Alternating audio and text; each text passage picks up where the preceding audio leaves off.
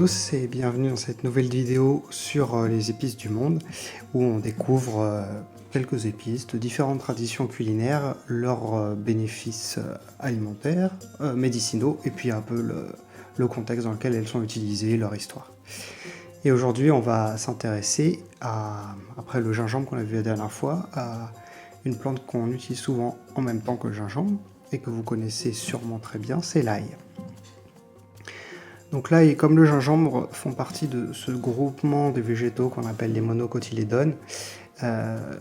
Et elle fait en particulier partie de la famille des Amaryllidaceae, c'est-à-dire comme le poireau, l'oignon, qui sont vraiment deux cousins très proches, et puis un peu plus éloignés, que vous connaissez peut-être aussi, c'est par exemple le perce-neige ou l'amaryllis qui a donné son nom à la famille. Donc pour cette plante, comme pour le gingembre, c'est le bulbe qu'on utilise, donc comme pour le gingembre, c'est un organe de réserve énergétique. Pour le gingembre, c'était un rhizome, puisqu'il y avait en même temps une fonction de se répandre horizontalement, pour se multiplier en fait, multiplication végétative. Là, pour l'ail, c'est simplement un bulbe qui va être donc une réserve d'énergie, qui lui permet ensuite de passer l'hiver en disparaissant de la surface du sol, emmagasiner toute l'énergie sous terre, pour repartir au printemps. Tout à l'origine, l'ail venait d'Asie, d'Asie plutôt occidentale, c'est-à-dire plutôt l'Inde, la partie plus ouest de l'Inde, le Kazakhstan et les pays adjacents. Mais elle a été très rapidement utilisée et s'est répandue par utilisation et par culture à travers le monde assez rapidement. On a la plus vieille recette connue de l'histoire de l'humanité, qui date d'il y a 5000 ans, de la Mésopotamie. L'ail faisait partie de cette recette, donc on sait que c'est le condiment sûrement le plus vieux de l'histoire de l'humanité. Aujourd'hui, on le sait, elle est utilisée dans toutes les cultures. C'est la base de la cuisine méditerranéenne. Elle est présente dans les cuisines centra-américaines, sud-américaines. Elle est présente dans toutes les cuisines asiatiques. Enfin, ouais, vraiment, ça s'est vraiment répandu dans tous les arts culinaires parce que on arrive à la faire pousser assez facilement un peu partout. Et elle a des propriétés qui vont intéresser. On sait que les Égyptiens s'en servaient, à la fois au niveau culinaire et au niveau médicinal, on y viendra après. Et ensuite les Grecs et les Romains l'ont adopté, pas aussi bien que les Égyptiens, à cause de l'odeur. Et les Romains en particulier avaient une aversion pour cette odeur très typée, soufrée. Et donc les personnes qui sentaient l'ail, la transpiration, qui peut sentir l'ail pour les personnes qui en mangent beaucoup, était motif d'exclusion sociale, en tout cas pendant un certain temps. Donc pas très apprécié.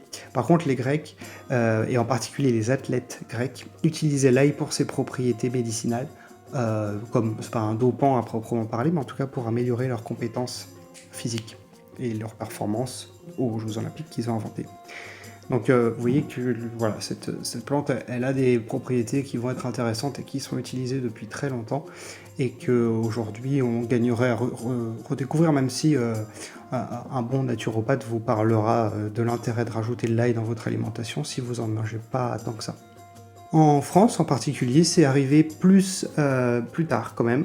Il a fallu que les croisés, pendant la première croisade, découvrent la culture et la cuisine des pays qu'ils étaient en train de conquérir pendant la première croisade et puis la troisième ensuite, pour ramener ça chez nous.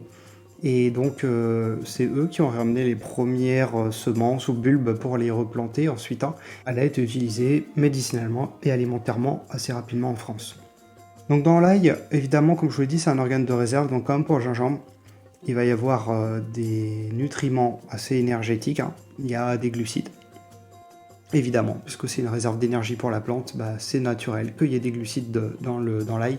Mais encore une fois, comme pour le gingembre, on en mange des quantités tellement petites que c'est pas la peine de comptabiliser les glucides contenus à l'intérieur, sauf si vous vous mettez à manger des quantités énormes, mais là, je pense que vous ne le supporterez pas de toute façon. Donc c'est pas très important. Par contre, il y a un certain nombre de minéraux qui peuvent être intéressants pour enrichir encore davantage le plat, notamment du manganèse, du sélénium, potassium et phosphore, du cuivre, et puis les vitamines B6 et C sont présentes dans le bulbe. Vitamine C, gardez toujours ce réflexe en tête. S'il y a de la vitamine C, si vous voulez de la vitamine C dans l'ail, ça veut dire qu'il faut pas la cuire ou presque pas, puisque au-delà de 50 degrés, on commence déjà à perdre de la vitamine. Et puis pareil, au contact à l'oxygène, ça s'oxyde très vite la vitamine C, donc il ne faut pas se dire on va écraser l'ail à l'avance et puis je le rajouterai à la fin. Il faut le faire à la dernière minute. Mais bon, comme d'habitude, c'est une épice, donc c'est pas tant le côté nutritionnel, minéraux, nutriments qui va nous intéresser, c'est toutes les autres molécules qui sont présentes dans la plante, dans le bulbe là, qui vont apporter des propriétés médicinales qui vont faire que j'aime pas cette expression, mais ce qu'on va appeler souvent un alicament, donc c'est-à-dire un aliment qui soigne, même si on pourrait argumenter que tout aliment a des bénéfices santé et donc tout aliment pourrait soigner, donc tout aliment est un alicament en réalité. Simplement que là c'est tellement concentré, mais de toute façon on va pas en prendre beaucoup, mais c'est un aliment comme toutes les épices, très concentré en composés médicinaux, donc c'est tout l'intérêt de la série que je propose. Donc elle va contenir des flavonoïdes, donc qui sont principalement des antioxydants, mais qui vont avoir d'autres propriétés. Des composés soufrés, qui vont donner cette odeur si caractéristique à l'ail, et qui vont faire aussi ses propriétés particulières, hein, ils vont jouer un rôle dans l'action de l'ail. Et puis on va trouver des saponosides. Donc des produits de saponification, je ne vais pas rentrer plus dans le détail de la chimie qu'il y a derrière. Simplement, c'est qu'on va voir maintenant les propriétés de l'ail, propriétés médicinales. L'ail va avoir une action, en particulier si je regroupe en deux grandes catégories, elle va avoir une action sur tout le système sanguin, c'est celui, on le connaît assez bien celui-là, et puis elle va avoir une action pulmonaire aussi. Pourquoi? Alors déjà la chose qu'elle va faire qui est en commun entre les deux, c'est que c'est un vasodilatateur. Donc ça veut dire qu'elle détend, elle étend si vous voulez, elle augmente la taille soit des bronches, soit des artères et des veines. Qu'est-ce que ça va avoir comme effet? Et là on va voir pourquoi les athlètes grecs s'en servaient comme moyen d'augmenter leurs compétences physiques. C'est qu'en vasodilatant les bronches en particulier, ça veut dire qu'on arrive à augmenter la quantité d'oxygène absorbée avec une inspiration. Et donc, voilà, il y a ce côté meilleure oxygénation. Donc, l'oxygénation va aller jusqu'au muscle de façon plus efficace. Et donc, le muscle sera mieux oxygéné. Donc, il sera plus performant. Voilà. Mais voilà, ça c'est vraiment pour le côté sportif. Mais simplement, c'est qu'en vasodilatant, on augmente le volume possible qui peut passer. Sur le système sanguin, qu'est-ce que ça va avoir comme effet un vasodilatateur? Ben simplement, ça va diminuer la pression sanguine, donc la tension. Donc indirectement, c'est un hypotenseur. Il va baisser la tension par cet effet. La tension, c'est multifactoriel, il y a plein de choses qui jouent sur la tension. L'ail va agir sur la tension à travers l'augmentation du diamètre des artères. Voilà. Ça agit pas à la source, parce que souvent la source d'une hypertension, elle est ailleurs, c'est souvent un organe qui régule mal la pression sanguine. Ça peut être le foie, ça peut être le rein, ça peut être le cœur. Donc on n'agit pas sur la source, mais simplement on diminue le symptôme associé. Elle va avoir une action, on va dire, pulmonaire au-delà de la vasodilatation. Si je regroupe ses propriétés pulmonaires, c'est qu'elle va avoir un effet anti-infectieux, elle va être surtout efficace sur les bactéries et les champignons. Donc en cas d'entrée de pathologie par les voies ORL, elle sera pertinente. Et c'est pour ça qu'on a en fait cette odeur, cette haleine d'ail après en avoir mangé. C'est simplement que une fois digérée, elle passe dans le sang et qu'elle va très facilement se retrouver dans les bronches. Et qu'en fait, on a une haleine, ça vient pas de l'estomac, ça vient véritablement des poumons, cette haleine soufrée d'ail. C'est signe que les composés soufrés sont bien allés jusqu'aux poumons et donc ils peuvent faire leur travail de désinfectant. Et en plus de ça, c'est un tonique immunitaire, donc vraiment, elle va être intéressante cette plante en cas d'affection hivernale en fait, tout simplement pour aider à lutter contre en boostant l'immunité et puis en même temps par elle-même elle va agir sur l'agent infectieux en fait. Mais ça, c'est une action, on va dire, un peu plus superficielle, mais pour aller plus en profondeur, c'est surtout le système circulatoire qui va profiter de l'ail. Elle va agir à 2 niveaux en même temps, à la fois sur le cœur et à la fois sur le foie, qui sont tous les deux responsables de l'action de la circulation sanguine dans son ensemble. Il ne faut pas oublier que le foie, on peut y voir une sorte d'éponge, dans le sens où il va se gorger de sang, il est gorgé de sang en fait, et que c'est lui qui détermine la quantité de sang qui redistribue dans la circulation pour augmenter la pression sanguine ou la diminuer, en augmentant ou diminuant le volume. Lorsque je fais un effort physique, normalement, c'est le foie, le premier, qui va augmenter le volume de sang en circulation, puisque plus il y a des massies qui font le trajet cœur-muscle, plus l'oxygénation sera efficace. Donc plus l'effort sera indolore ou facile à effectuer.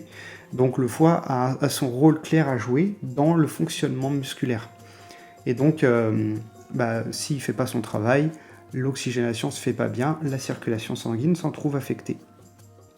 Donc elle va agir sur le foie en étant à la fois une activatrice du foie, mais en même temps c'est aussi un hépatoprotecteur.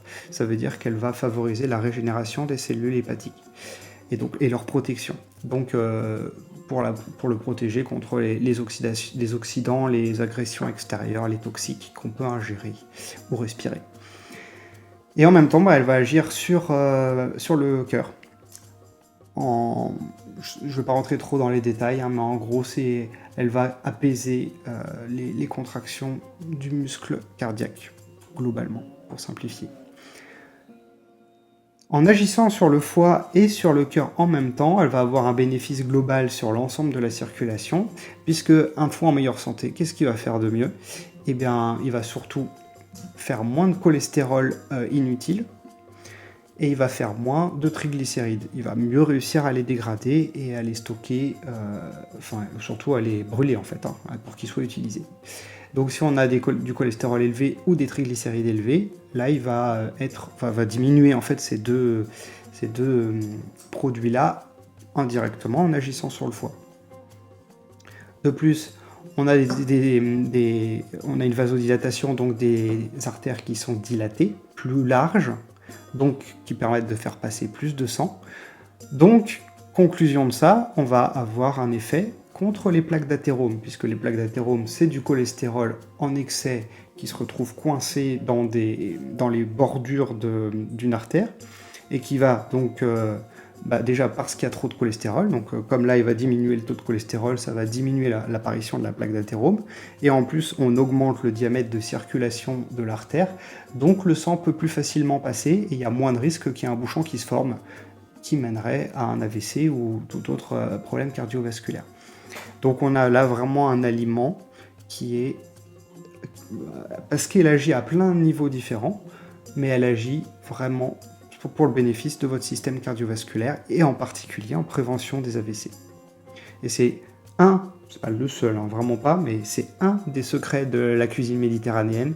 Pourquoi, vous savez, dans les zones bleues, on a la Sardaigne, qui est une zone bleue. Donc, si vous n'êtes pas familier avec les zones bleues, c'est les zones dans le monde où les personnes vivent le plus vieux en meilleure santé. Donc, avec la moins grande incidence des maladies de civilisation qu'on connaît aujourd'hui, et où les personnes vivent le plus longtemps, tout simplement. Et donc, la Sardaigne est une zone bleue. Et l'un des secrets de la cuisine méditerranéenne dans son ensemble, c'est l'utilisation d'ail en grande quantité. Et donc, voilà, tout l'intérêt de consommer de l'ail, en tout cas autant que vous pouvez le supporter, parce qu'après, encore une fois, le goût est très typé, donc il faut pouvoir la digérer derrière. Et on va justement arriver aux indications et contre-indications. Donc clairement, vous l'avez compris, si vous avez du cholestérol en excès, des triglycérides en excès, tout risque cardiovasculaire, allez-y, prenez de l'ail. Encore une fois, on n'est pas sur un usage médicinal. C'est très compliqué d'ailleurs d'utiliser l'ail en médicinal, parce que là on va concentrer tellement que ça va être des remèdes qui vont avoir un goût extrêmement fort, ce qui n'est pas facile du tout à consommer. Mais déjà, si vous arrivez à manger pas mal d'ail dans votre quotidien, ça vous fera une dose. Et en prévention des problèmes cardiovasculaires, c'est un des aliments les plus efficaces et les plus intéressants.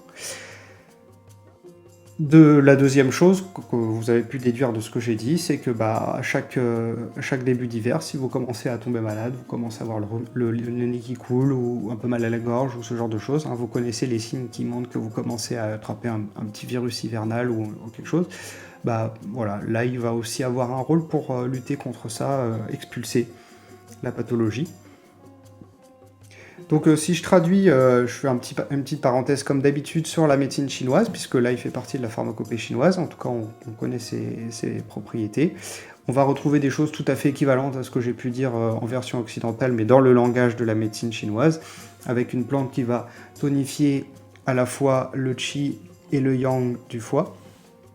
Même chose pour le cœur, elle va tonifier le qi et le yang du cœur, donc pareil, gardez bien toujours en tête qu'un organe qui n'a pas assez d'énergie va avoir tendance à fonctionner par à-coups pour essayer de redonner de l'énergie dans le système qu'il n'arrive plus à alimenter, donc c'est là qu'on va avoir des arythmies ou des palpitations ou toutes sortes d'emballements cardiaques de ce style. Donc là, ça va donner une impression que ça régule le cœur, c'est pas un apaisement, c'est simplement qu'il a maintenant plus d'énergie pour faire les choses correctement. On peut toujours comparer ça à une personne qui, si elle est fatiguée et qu'elle est mise sous stress, elle va s'agiter dans tous les sens, mais pour autant ça va pas être productif.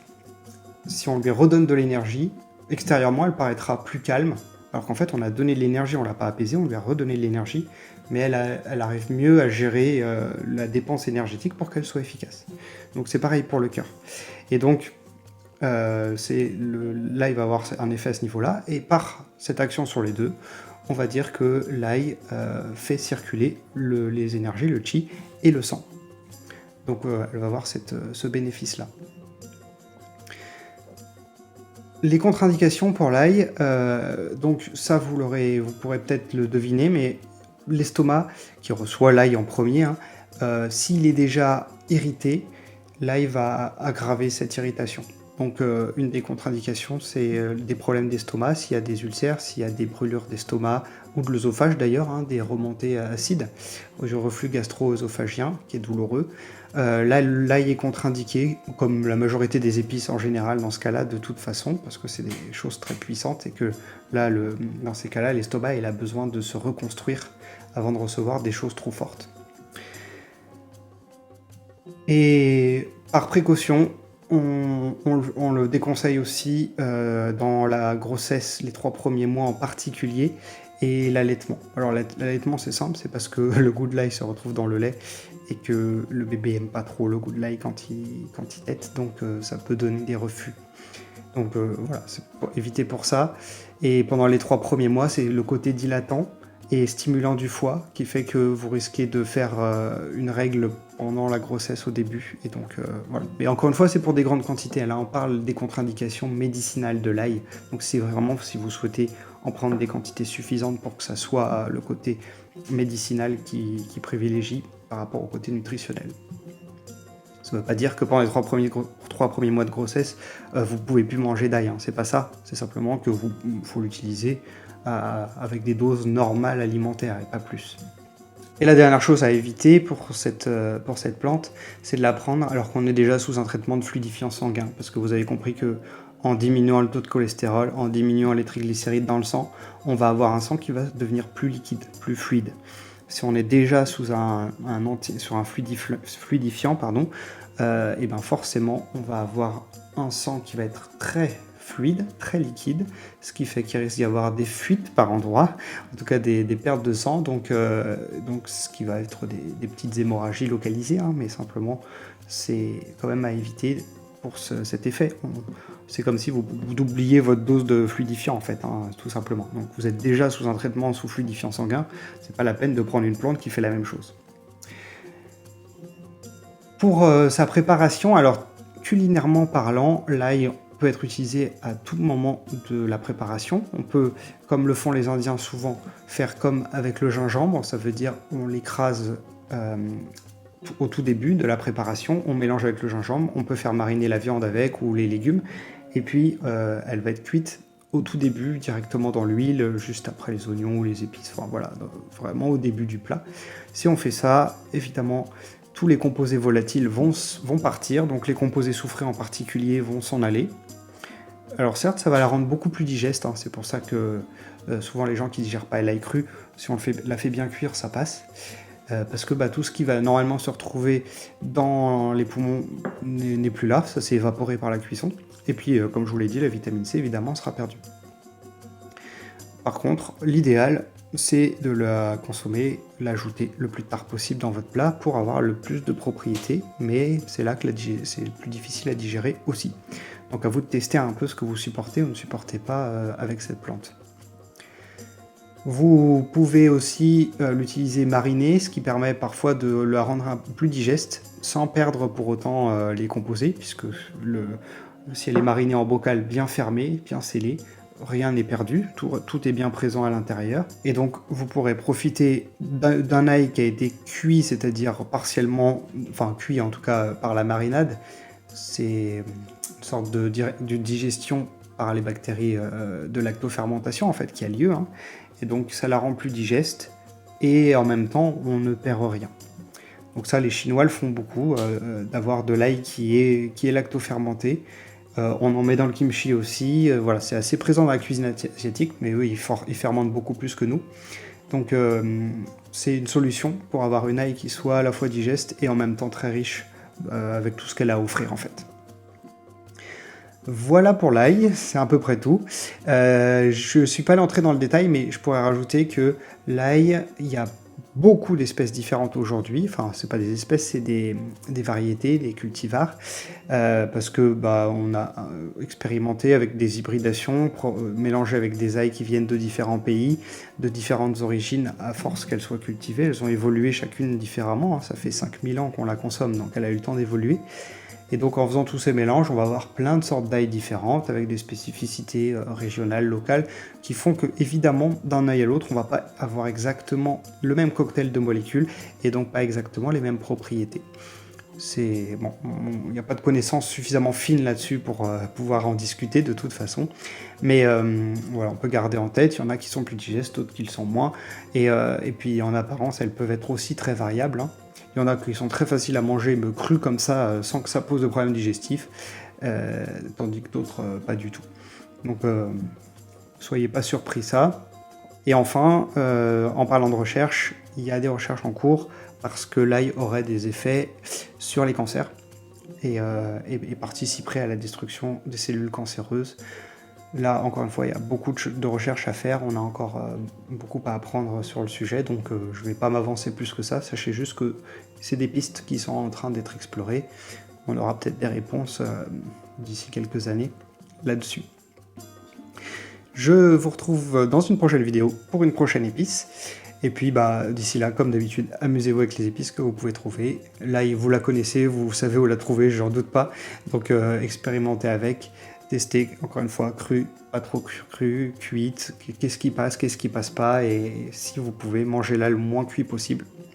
Et ce sera d'autant plus bénéfique pour votre santé, surtout si vous avez une famille avec des risques cardiovasculaires ou une alimentation qui favorise les risques cardiovasculaires.